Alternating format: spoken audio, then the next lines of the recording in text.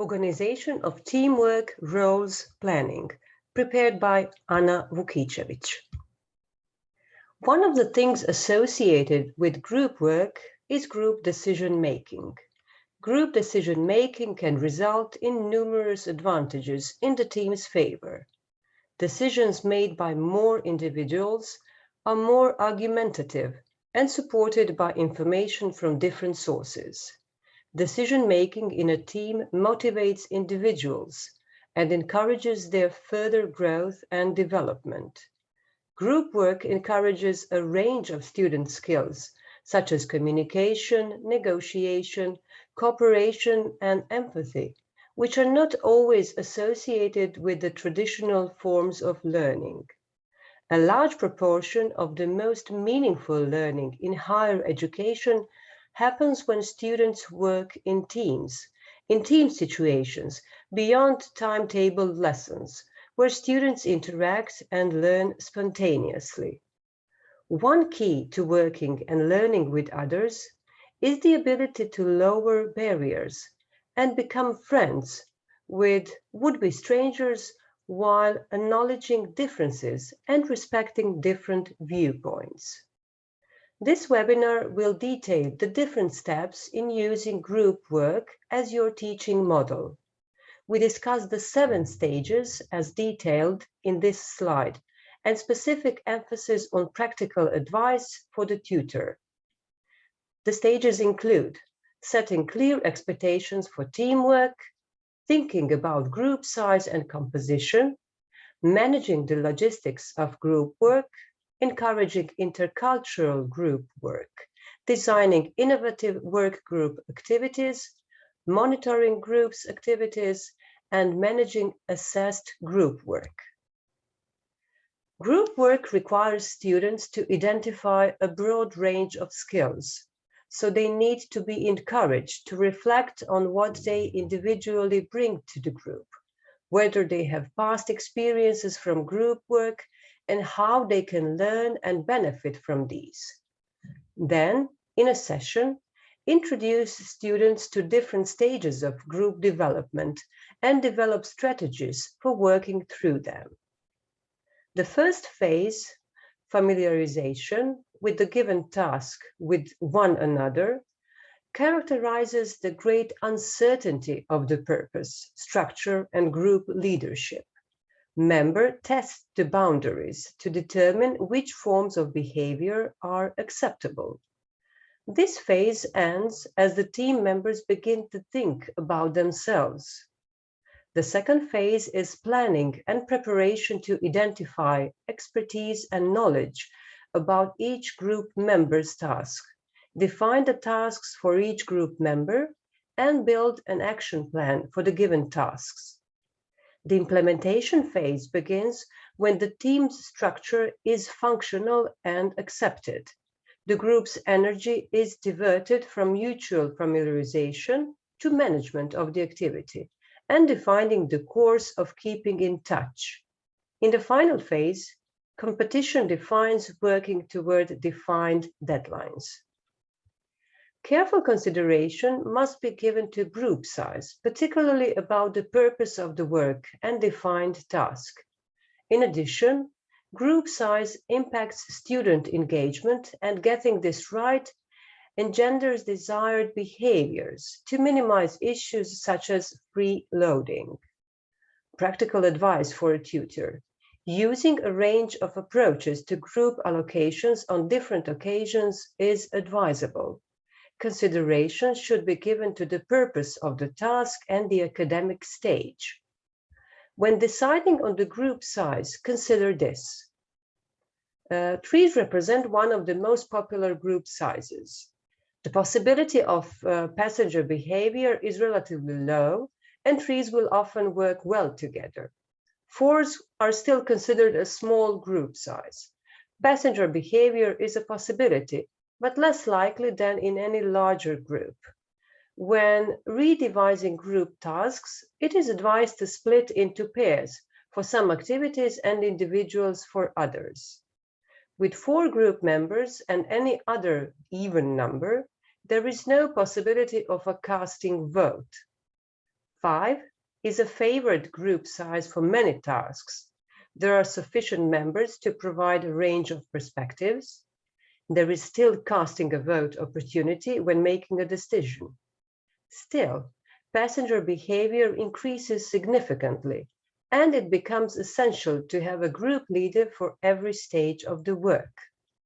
6, the group can subdivide into threes or twos, so the leader is necessary. The passenger behavior is again more significant. It is more difficult to ensure uniformity of tasks for group members. 7 to 10. The larger the number, the greater the possibility of free passengers and shy individuals being overshadowed by the more pushy members of the group. This group size can still be helpful for decision or discussion and debate before splitting into smaller groups for action. It should be considered that students have increasingly busy lives, so finding time and space to work in a group is perceived as challenging.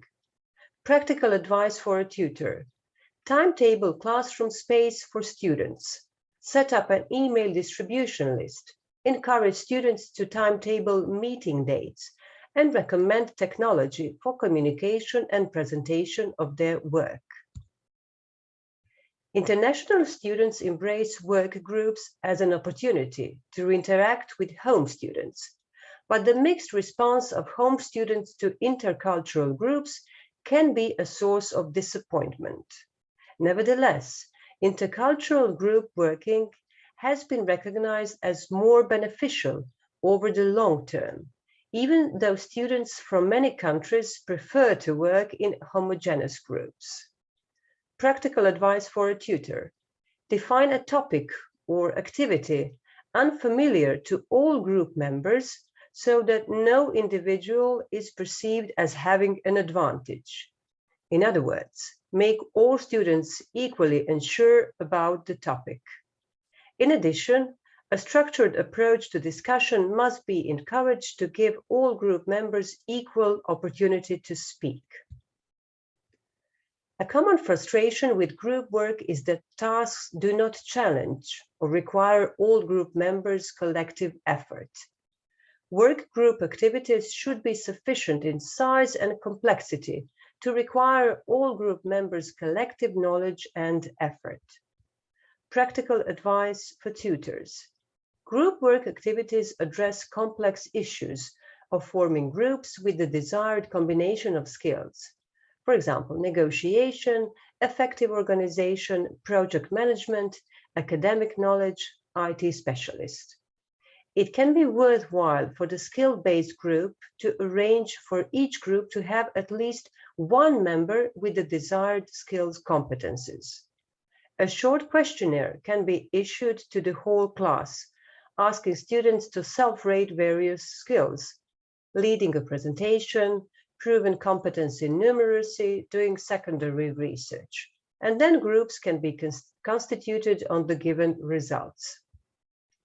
For hybrid groups, sometimes you may wish to organize students by ability and help them avoid feeling isolated from people they know. You can permit students to select one person they would like to work with and juggle pairs to balance ability. Resettlements can ensure that tutors pair up two self-selecting high flyers with two of the less able students. In order to avoid these issues, tutors can sometimes pair middle ability pairs with more able and less able pairs, using one's best judgment on factors such as friendship and cooperative ability. For learning teams, the tutor may suggest groups to form themselves into the team, including one proven competence in communication skills, an IT specialist, someone fluent in another language than English. This allows team members to take account of each other's abilities and value them. The tutor and students need to incorporate different mechanisms of monitoring group work. Some of the mechanisms may include keeping a diary or schedule of students' meetings or different action points that can prove the group's progress. Group members being late is often seen as time wasting for the entire group member who is punctual. The facilitator can lead the group towards introducing a ground rule on punctuality so that the members feel ownership.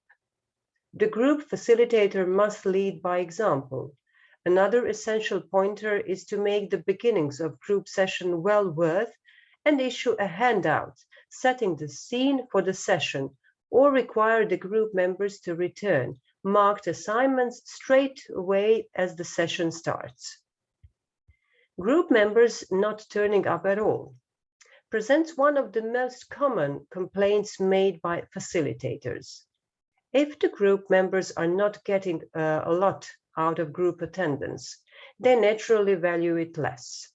Therefore, it is essential to keep the attendance records and assess attendance by stating that a different percentage of the coursework element of a study program will be based solely on attendance. In addition, it is essential to make missed paperwork available for students who had a real reason for absence. Most importantly, do not cancel small group sessions. Group members not preparing. Help students to structure their preparation. For example, try starting each session with a quick quiz. Consider asking them to hand in their preparations for the session. This can be useful to gather a quick impression of who was taking preparations seriously. A group member dominating needs to be handled with considerable sensitivity, as this can be most severe enemy of effective group learning. It is advisable to confront the dominator privately. Explain that you would like other students to have more opportunities to think for themselves. Sometimes it is helpful to intervene in the group's work and argue politely with the group member who seems to be dominating. The assessment of group work is an ongoing issue that shapes the level of students' engagement and determines the quality of the learning. What are an appropriate group work and assessment task or activity? Students will not question the merit or the purpose of learning and being assessed as part of a group. What is being assessed? Group work can result in a final product. It is also possible to assess the process, as this can make the student aware of the skills and attributes they have developed through the group work. This could include different criteria for attending a group meeting engagement with the task. This may be assessed through students' essays on group work or undertaking peer assessments of individual contribution. What proportion of a module mark should be allocated to group work? Group work assessment should be balanced with the other forms of assessment taking place elsewhere in programs. With the first-year student who is still unfamiliar with group work, and final-year student where some writers advocate that group work should not account for more than 40%, since it is sufficient to encourage students to take this task seriously and at the same time not feel that the outcomes of their group assessment could undermine their overall performance. What methods of assessment can be employed with group work? Allocating a single group grade based on an assessment of either the group process or the product has been recognized as insufficient. It empowers behaviors such as freeloading and individualism that undermine the potential benefits of group work. Allocating grades based on the assessment of group and individual contributions is perceived as a fairer and more transparent process.